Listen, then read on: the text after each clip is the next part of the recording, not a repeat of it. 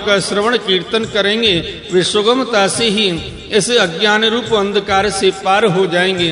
हे पुरुषोत्तम, सर्वशक्तिमान प्रभु, आपको यदुवंश में अवतार ग्रहण किए 125 वर्ष बीत गए हैं। सर्वाधार, अब हम लोगों का ऐसा कोई काम बाकी नहीं है जिसे पूर्ण करने के लिए आपके यहाँ रहने की आवश्यकता हो।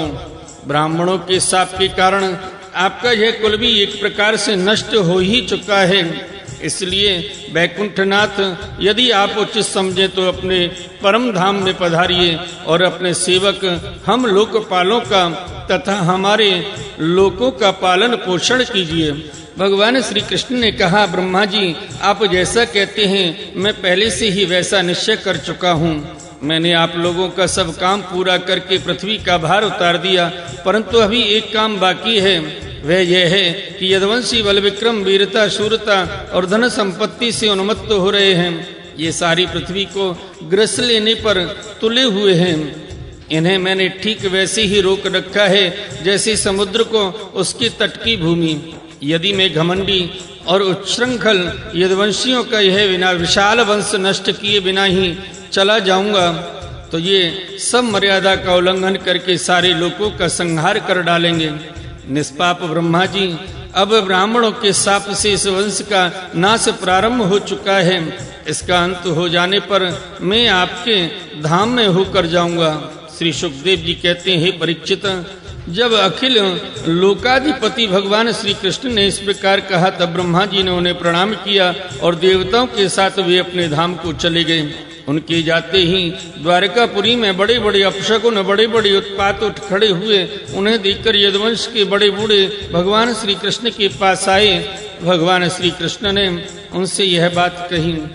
भगवान श्री कृष्ण ने कहा, गुरुजनों, आजकल द्वारका में जिधर देखिए उधर ही बड़े बड़े अपशकुन उत्पात हो रहे हैं। आप लोग जानते हैं कि ब्राह्मणों ने हमारे वंश को ऐसा शाप दे दिया है जिसे टाल सकना बहुत ही कठिन है।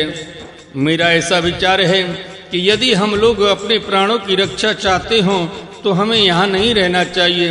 अब विलंब करने की आवश्यकता नहीं है। हम लोग आज ही परम पवित्र प्रभास क्षेत्र के लिए निकल पड़े। प्रभास क्षेत्र की महिमा बहुत प्रसिद्ध है। जिस समय दक्ष प्रजापति के शाप से चंद्रमा को राजक्षमा रोग ने ग्रस लिया था, उस समय उन्होंने प्रभास क्षेत्र में जाकर स्नान किया और वे तत्क्षण उस पापजन्य रोग से छूट गए। साथ ही उन्हें कलाओं की अभिवृद्धि भी प्राप्त हो गई। हम लोग भी प्रवास क्षेत्र में चलकर स्नान करेंगे, देवता एवं पितरों का तर्पण करेंगे और साथ ही अनेकों गुण वाले पकवान तैयार करके श्रेष्ठ ब्राह्मणों को भोजन कराएंगे। वहाँ हम लोग उन सत्पात्र ब्राह्मणों को पूरी श्रद्धा से बड़ी बड़ी दान दक्षिणा देंगे और इस प्रकार उनके द्वारा अपने बड़े बड़े संकटों को वैसे ही पार कर जाएंगे जैसे कोई जहाज के द्वारा समुद्र पार कर जाए। श्री सुखदेव जी कहते हैं, कुलनंदन, जब भगवान श्री कृष्ण ने इस प्रकार आज्ञा दी तब यदुवंशियों ने एक मत से प्रभास जाने का निश्चय कर लिया और सब अपने अपने रथ सजाने जोतने लगे। हे परीक्षित, उद्धव जी भगवान श्री कृष्ण के बड़े प्रेमी और सेवक थे। उन्होंने जब यदुवंशियों को यात्रा की तैयारी करते देखा, भगवान की आज्ञा सुनी और अत्यंत घोर अपशकुन देखे, तब वे जगत के एकमात्र अधिपति भगवान श्री कृष्ण के पास एकांत में आ गए। उनके चरणों पर अपना सिर रखकर प्रणाम किया और हाथ जोड़कर उनसे प्रार्थना करने लगे। उद्धव जी ने कहा, योगेश्वर, आप देवादि देवों के भी अधीश्वर हैं। आपकी लीलाओं के श्रवण कीर्तन से जीव पवित्र हो जाता है। आप सर्वशक्तिमान परमेश्वर हैं। आप चाहते तो ब्राह्मणों के शाप को मिटा सकते थे, परंतु आपने वैसा किया नहीं। इससे मैं यह समझ गया कि अब आप यदुवंश का संहार करके इसे समेटकर अवश्य ही इस लोक का परित्याग कर देंगे।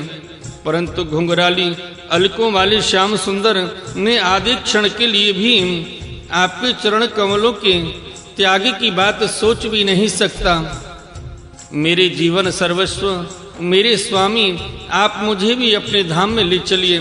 प्यारे कृष्ण, आपकी एक एक लीला मनुष्यों के लिए परम मंगलमयी और कानों के लिए अमृत स्वरूप है। जिससे एक बार उस रस का चस्का लग जाता है, उसके मन में फिर किसी दूसरी वस्तु के लिए लालसा ही नहीं रह जाती। हे प्रभु, हम तो उठते बैठते सोते जागते घूमते फिरते आपके साथ रहे हैं। हमने आपके साथ स्नान किया, खेल खेले, भोजन किया, जहाँ तक गिनावे हमारी एक एक चेष्टा आपके साथ होती रही। आप हमारे प्रियतम हैं और तो क्या, आप हमारी आत्मा ही हैं। ऐसी स्थिति में हम आपके प्रेमी भक्त आपको कैसे छोड़ सकते हैं। हमने आपकी धारण की हुई माला पहनी, आपके लगाए हुए चंदन लगाए, आपके उतारे हुए वस्त्र पहने और आपके धारण किए हुए गहनों से अपने आप को सजाते रहे।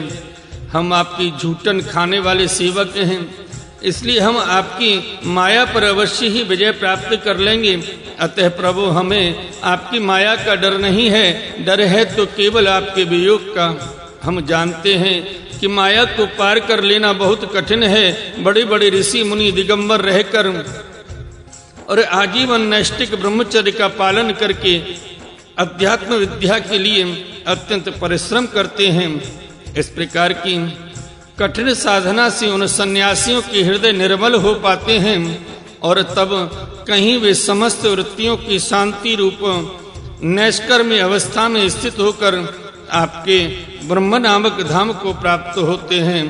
हे महायोगेश्वर, हम लोग तो कर्म मार्ग में ही भ्रम भटक रहे हैं, परंतु इतना निश्चय है कि हम आपके भक्तजनों के साथ आपके गुणों और लीलाओं की चर्चा करेंगे तथा मनुष्य की सी लीला करते हुए आपने जो कुछ किया या कहा है उसका स्मरण कीर्तन करते रहेंगे। साथ ही आपकी चाल ढाल, मुस्कान, चितवन और हास परिहास की स्मृति में तल्लीन हो जाएंगे। केवल इसी से हम दुस्तर माया को पार कर लेंगे। इसलिए हमें माया से पार जाने की नहीं, आपके विरह की चिंता है। आप हमें छोड़िए नहीं, साथ ले चलिए। श्री सुखदेव जी कहते हैं, परीक्षित, जब उद्धव जी ने देवकी नंदन भगवान श्री कृष्ण से इस प्रकार प्रार्थना की, तब उन्होंने अपने अनन्य प्रेमी सखा एवं सेवक उद्धव जी से कहा, बोले श्रीमद्भागवत महापुराण की जय। आइए भक्त वृंदो, श्रीमद्भागवत महापुराण के 11 स्कंद में 7वां अध्याय अवधूतोपाख्यान पृथ्वी से लेकर कबूतर तक 8 गुरुओं की कथा का श्रवण करते हैं। भगवान श्री कृष्ण ने कहा, भाग्यवान उद्धव, तुमने मुझसे जो कुछ कहा है मैं वही करना चाहता हूँ। ब्रह्मा, शंकर और इंद्रादि लोकपाल भी अब यही चाहते हैं कि मैं उनके लोकों में होकर अपने धाम को चला जाऊं। पृथ्वी पर देवताओं का जितना काम करना था उसी में पूरा कर चुका। इसी काम के लिए ब्रह्मा जी की प्रार्थना से मैं बलराम जी के साथ अवतीर्ण हुआ था। अब यह यदुवंश जो ब्राह्मणों के शाप से भस्म हो चुका है, पारस्परिक फूट और युद्ध से नष्ट हो जाएगा। आज के 7वें दिन समुद्र से पूरी द्वारिका को डुबो देगा।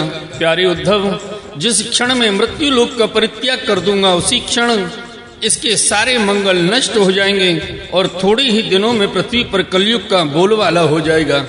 अब मैं इसे पृथ्वी का त्याग कर दूं, तब तुम इस पर मत रहना, क्योंकि साधु उद्धव, कलयुग में अधिकांश लोगों की रुचि अधर्म में ही होगी।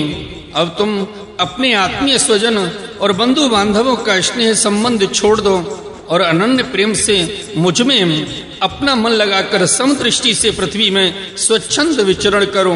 इसी जगत में जो कुछ मन से सोचा जाता है, वाणी से कहा जाता है, नेत्रों से देखा जाता है और श्रवण आदि इंद्रियों से अनुभव किया जाता है, वह सब नाशवान है, सपने की तरह मन का विलास है।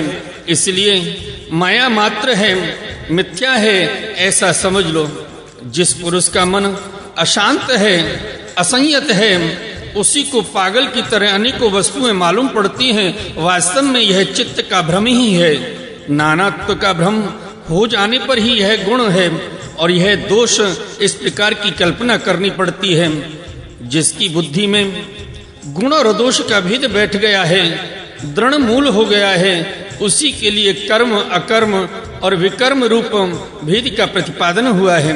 इसीलिए उद्धव, तुम पहले अपनी समस्त इंद्रियों को अपने बस में कर लो, उनकी बागडोर अपने हाथ में ले लो और केवल इंद्रियों को ही नहीं चित्त की समस्त वृत्तियों को भी रोक लो और फिर ऐसा अनुभव करो कि यह सारा जगत अपनी आत्मा में ही फैला हुआ है और आत्मा मुझ सर्वात्मा इंद्रियातीत ब्रह्म से एक है, अभिन्न है।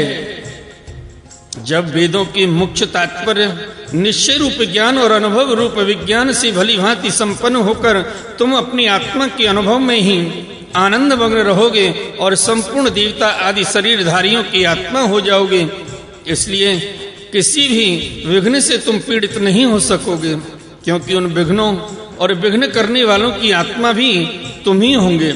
जो पुरुष गुण दोष बुद्धि से अतीत हो जाता है वह बालक के समान निषिद्ध कर्म से निवृत्त होता